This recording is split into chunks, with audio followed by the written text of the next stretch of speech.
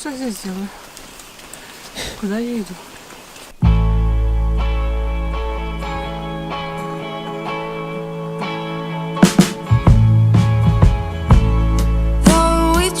Всем доброе утро.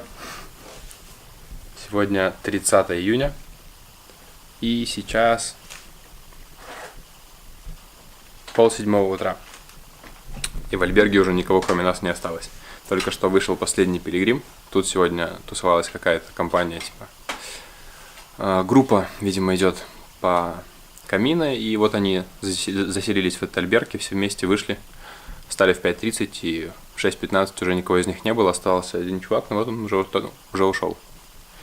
Сейчас мы будем умываться, есть, и сегодня нам предстоит высокий подъем на сколько метров? На 400? Ну, вообще 1350 вроде бы будет в целом. Угу. Ну, по-моему, с 400 начиная. Или с 600. В общем, сегодня нам предстоит очень большой подъем. Высокий подъем. Да. И сразу же спускаться с этой горы мы не планируем. Мы планируем подняться и где-нибудь недалеко от вершины заселиться в альберг, потому что это очень большой кусок, и преодолеть его за один день невозможно будет. Это подъем и спуск вместе. Ну все. Альберг, кстати, был неплохой. Все, что в нем могло быть плохого, это храпели люди, но они храпят везде. И альберг в этом не виноват. А так это большой каменный дом в 3 этажа. На 3-м этаже есть кухня.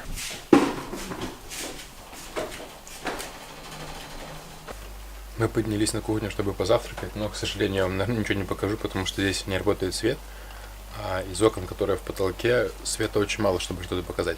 Мы едим лепешки, колбасу, завариваем суп и будем пить чай. Съедим пару фруктов и в путь.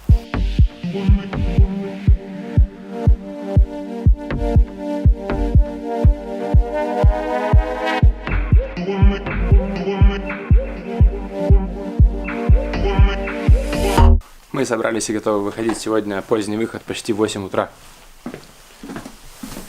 Где-то 7:40, наверное. И вот мы выходим из альберга. Сейчас везде погасим свет. Так, мы последние.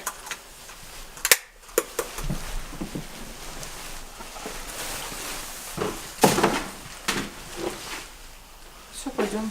Дождь идет. Да, сегодня опять идет дождь, и вроде как он до обеда идет, и потом больше его не будет никогда. Там выходим.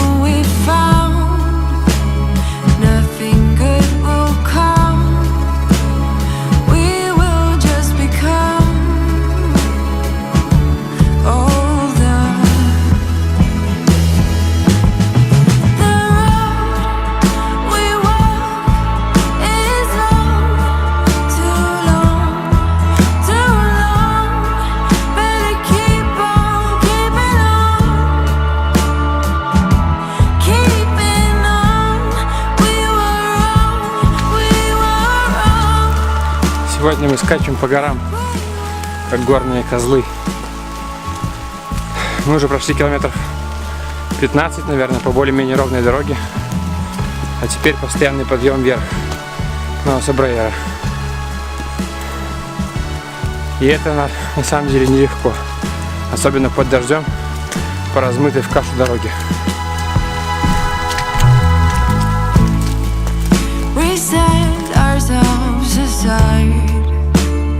Neither could say goodbye, but when I asked if something's wrong, I found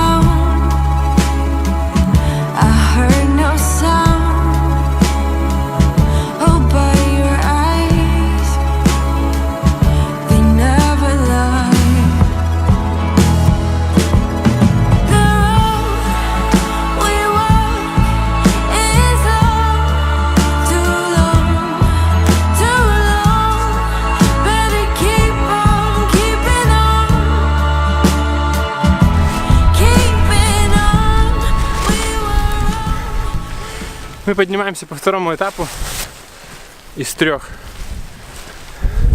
Он такой же крутой, но чуть короче.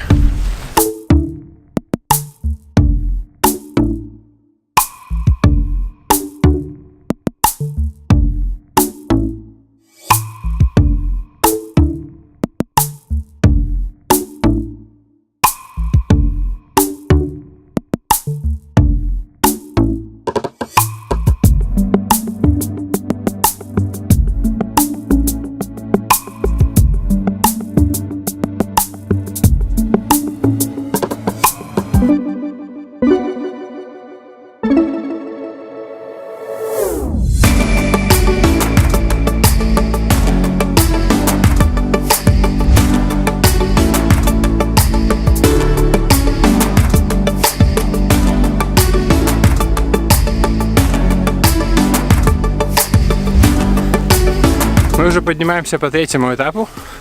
Ну, это я так разделил на 3 этапа, просто там было 3 точки остановок. И это 3-й этап. До Оса-Брейра осталось идти менее 2 километров. Сбоку от нас уже плывут облака. И мы заходим в облако.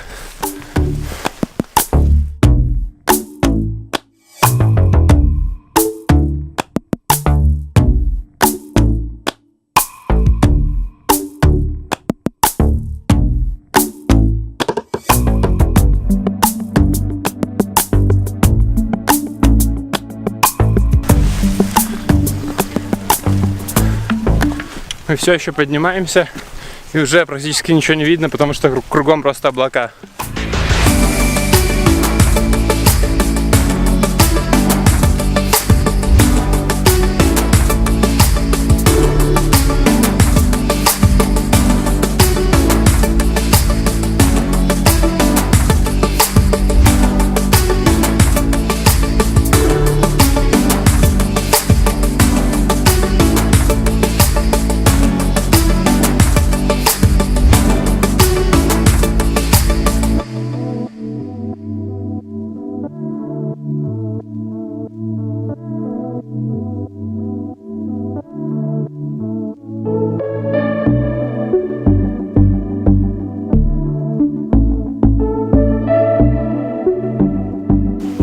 Дошли до деревни Оса-Брейра.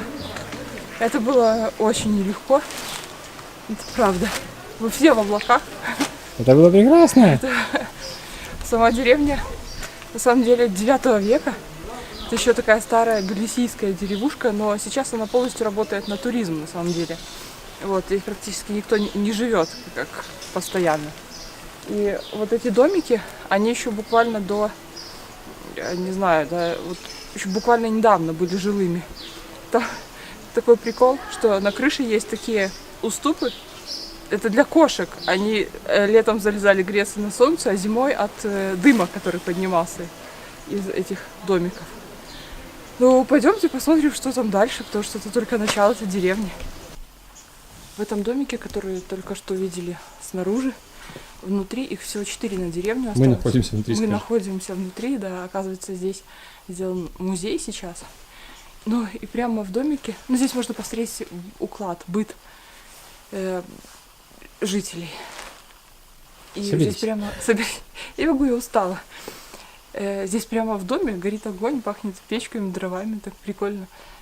Система вентиляции как-то странно устроена, тут просто горит костер прямо в доме на полу, и нету никаких труб на улицу. Он греет крышу.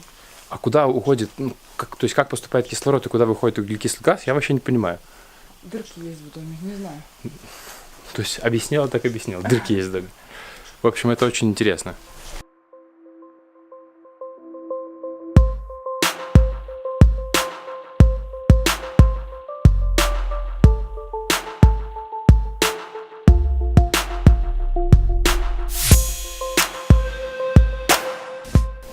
Здесь оборудовано что-то вроде кухни-гостиной. И здесь горит костер. Дым поднимается прямо к полке. Там, наверное, что-то сушили, может быть, или грелись просто. Или коптили. Или коптили, да. Потому что здесь тепло очень. Прикольно.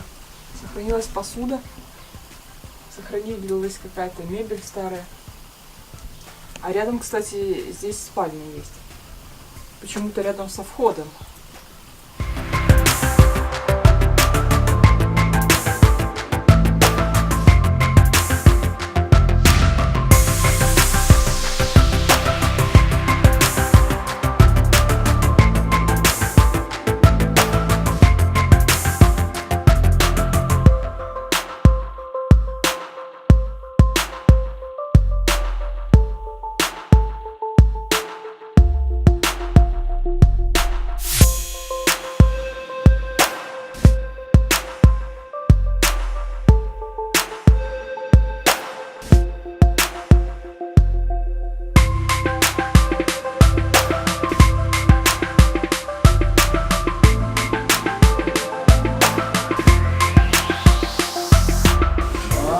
Мы зашли в какой-то бар, ресторан, в общем, какое-то место, где можно поесть и погреться, и сели прямо возле камина, чтобы просушить вещи, которые на нас. И заказали 2 меню пилигрима сейчас. Вот нам уже приносят какую-то еду. Сколько стоит? Одно меню стоит 10 евро, но в него включено суп или салат какой-либо.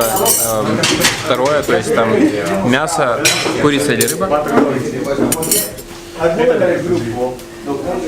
И можно выбрать еще на десерт себе что-то и бутылка вина.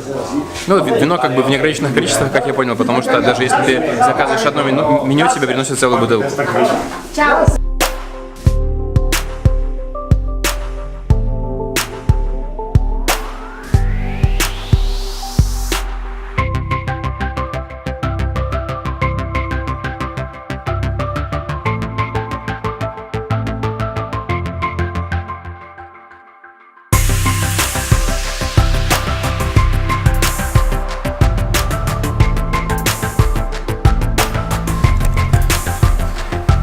На улице распогодилось, дождя, видимо, уже не будет, как и планировалось.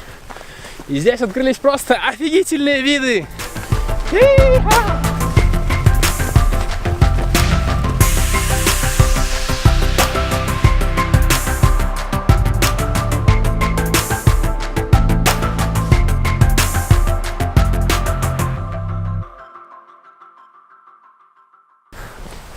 Вот мы постоянно ходим и думаем, что у нас такие маленькие рюкзаки в сравнении с остальными. То есть люди себе покупают такой здоровый рюкзак походный, они же в поход идут там на 60 литров или на 70, прям конский. И мы все время недоумеваем, что они туда пихают.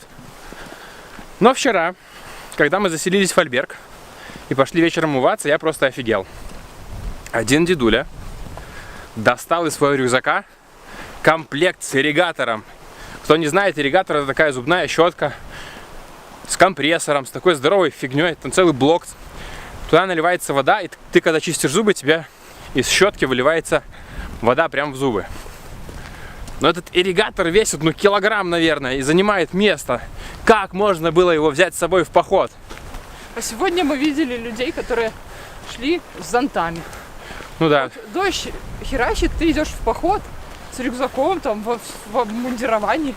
И вместо обычного небольшого Пластикового пакетика дождевика человек берет еще и зонт и прет в руках этот зонт. Это было нечто. В гору. Я была в шоке. Настоящие походники с зонтами.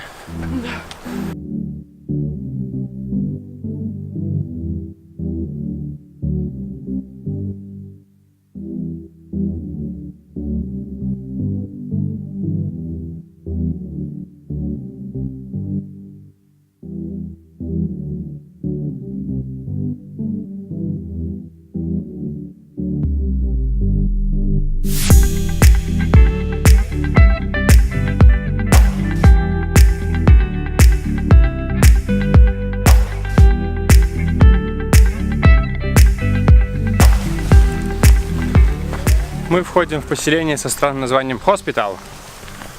Здесь есть один альберг на 18 либо 20 мест. И если он будет не весь занят, то мы там поселимся сегодня. А если мест не будем, пойдем дальше, еще километров 6.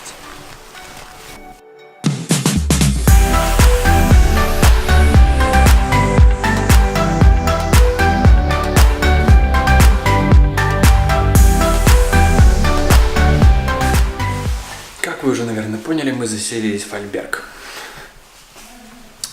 Сегодня мы прошли чуть меньше 30 километров. Это связано с большим подъемом. Мы заселились в муниципальный альберг в городке, который называется Хоспитал. В этом городке есть только альберг, бар и колокольня. Но нам это не мешает заселиться сюда, потому что он стоит 6 евро. Тут даже дают постельное белье, есть стиральная машина. Наши все вещи мокрые и грязные, поэтому мы взяли стиралку. Она стоит 3 евро постирать вещи и 1,5 евро посушить. Но почему там было настроено 2,50 на стиралке, и того получилось 4 евро за все, в общем. Вот. Тут уже половина альберга людей было, когда мы пришли. Заселили сегодня в 5 часов. Сейчас я покажу немножко вам альберг. Мы уже поужинали сегодня в этой деревне Осабрейра на горе. Там был такой плотный обед и ужин 2 в одном, что мы съели по яблоку, и это на сегодня будет нам достаточно. Мы уже сходили в душ, сейчас я покажу вам альберг и будем спать.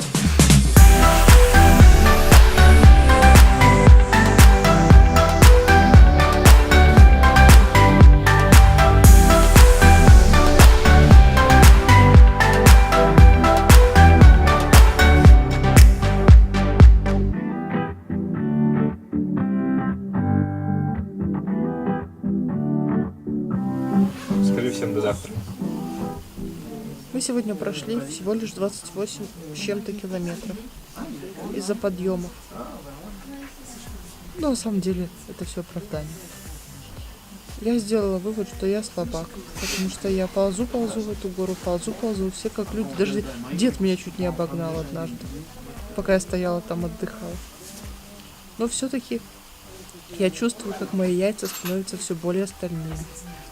Завтра еще будет один подъемчик, но завтра мы планируем гораздо больше, чем сегодня. Вот. Потратили мы за сегодня 48, по-моему, евро. Это считая с учетом того, что мы съели 2 мини-пилигрима в ресторанчике. И с учетом того, что сейчас стираются в стиралке наши вещи. 3 евро стиралка и сушилка 1,5. Вот. И у нас есть еда на завтра, на утро и днем. Ну, то есть все окей, в 50-очку вложились. Я устал, но не очень. Помахай всем глазом.